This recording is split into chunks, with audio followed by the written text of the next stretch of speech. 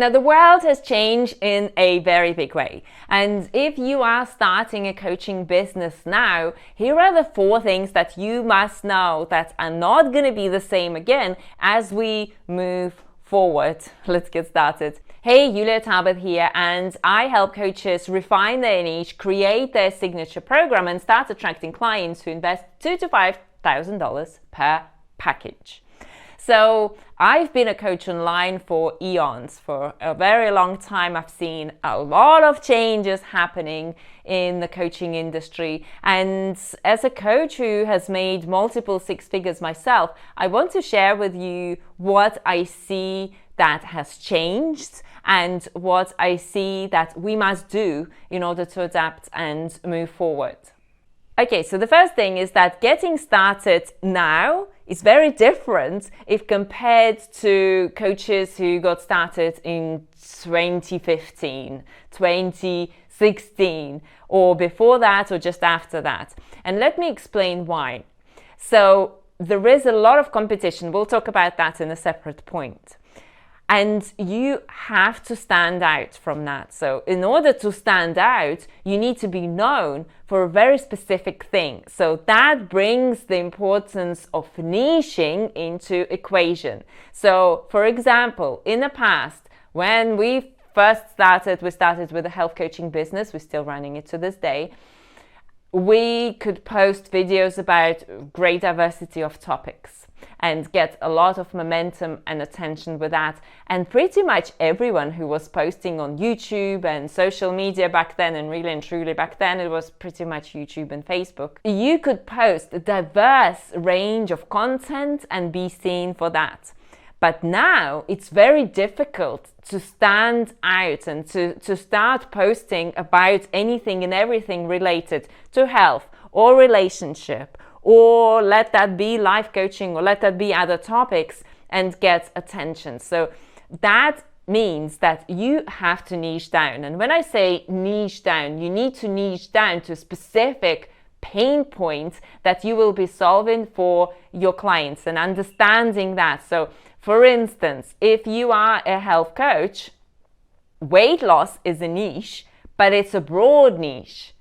Is it women or men that who you're going to be coaching? Are they needing to lose, are they obese? They can't bend down and tie their laces together, because that's going to be a very different problem if compared to someone who needs to lose 30 pounds of excess weight or 10 pounds of excess weight. Yes, so what are their goals? And maybe they're a specific sub-niche within that. Maybe they're mums, or maybe they are busy professionals who need to prioritize things in a certain way. So niching down becomes a very relevant point. And for instance, recently I was working with a relationship coach who came to me and she said, I can totally just help any type of relationship, any relationship issue. And I totally appreciate that, because as a health coach myself, I can help people with everything. But at the same time, from the business perspective, you need to understand that you need to focus on a specific thing in order to get noticed for that and in order to be known for that. So as a relationship coach, again, think about who can you help. Are you going to be working with women? You're going to be working with couples? Are you going to be working with men? Are you going to be working with kids? Choose a specific pain point and make sure that it's big enough for people to want to pay you to solve their problem. So for example, couples who are on the verge of divorce or a relationship that is ending, they're more desperate to get help. Okay, that brings me on to the second thing that has changed dramatically and will keep on changing, and that is increased level of competition. So when you're starting a coaching business, the barrier entry is very low. That means that anyone can get certified in whatever area that they want to coach on or mentor on, and then build a business around it. Yes, there are free platforms that you can use to build your business, but what you need to understand is if your goal is to build a business that generates income, that makes you live a lifestyle that you want to live, you need to withstand fierce competition that you will be faced with.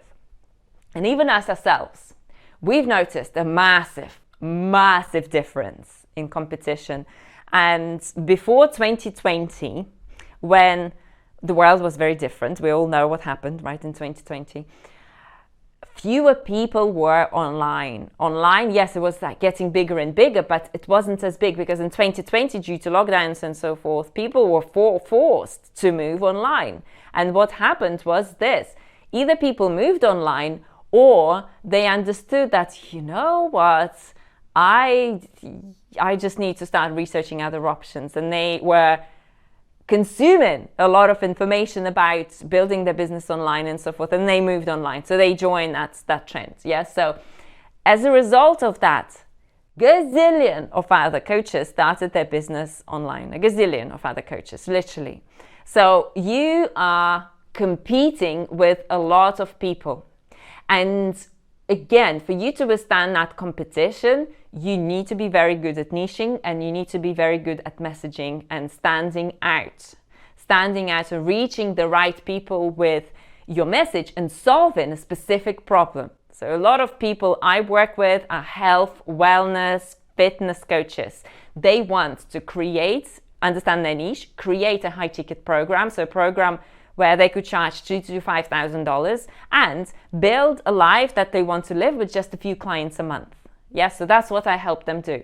That's a very specific promise. When you run a business that generates $5,000, $10,000, $15,000 a month, that is something that is life-changing. That allows you to live on your terms. That allows you to lead that laptop lifestyle where you can go to any location in the world and be there for as long as you want and still serve clients and also build your business. So things have changed, and those online marketing gurus who say that competition is irrelevant, they say so because they want you to believe that, but things have changed. What I'm trying to say is that there is a lot of competition. It's just a known fact.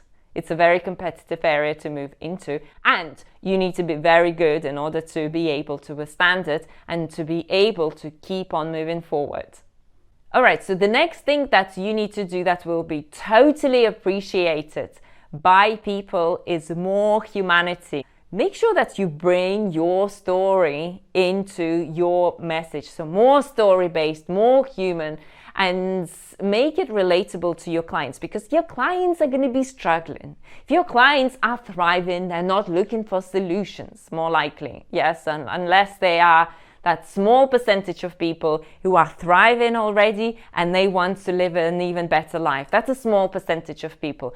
Most of the time, people want to move away from pain. And when they are in the middle of it, they want to make sure that they understood and that they feel connected with someone who can relate to what they're going through and can help them move forward. So for example, with our health coaching business, when we were selling low ticket products, so that is before we increased our prices and before we introduced a package that was thousands of dollars and built a six-figure business with it, we were on the verge of quitting.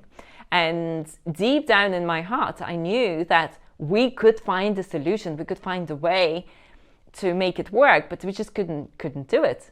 So when we applied that system and when we changed the way we marketed ourselves and changed the way that we delivered our program and changed the way we priced and changed the way we positioned ourselves, we were able to experience a six-figure year in that year. So that was a big outcome. And that's when I understood that, you know what, so many other health coaches either don't know where to start or they don't know how to position themselves to sell high-ticket premium programs, and I'm going to help them do that. And that was the stage when I started helping other struggling health coaches or even beginner health coaches who wanted to build their business to create it that way. So that's a relatable story. And as well as that, be sure to show your values to people, because they will appreciate that and you will attract higher quality people. So people who see your values. Again, for example, for us, we love to live an international lifestyle.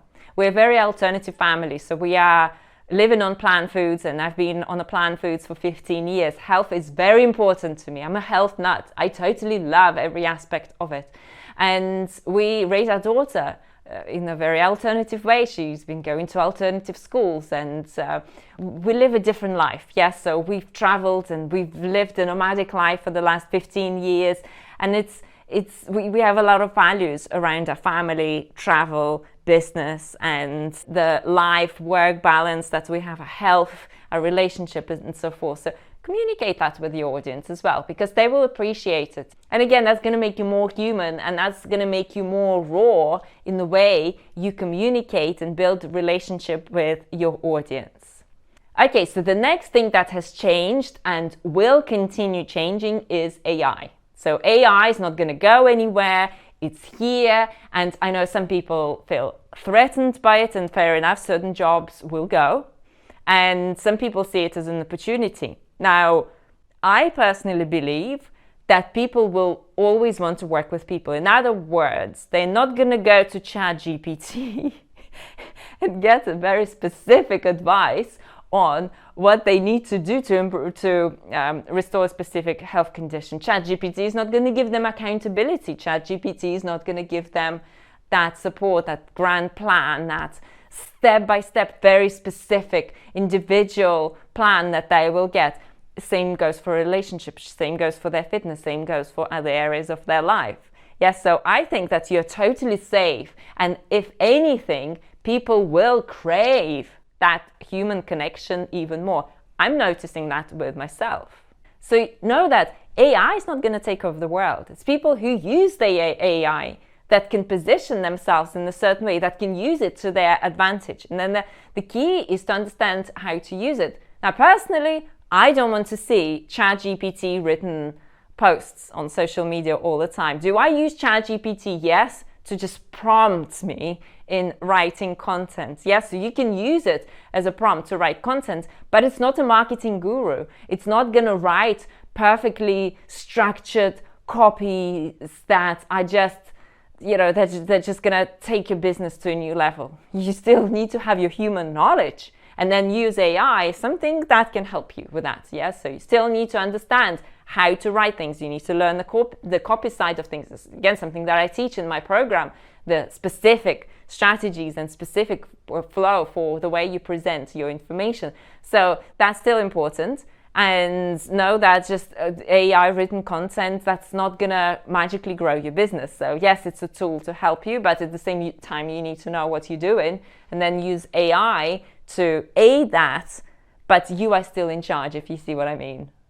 Okay, so these are the things that have changed. And if you are a coach in the health, fitness, relationship area, and you want to start generating $5,000 to $10,000 per month, and you want to create a high-ticket program, you want to start bringing high-paying clients, then be sure to watch my very quick video where I will show you how to make it happen and how I might be able to help you.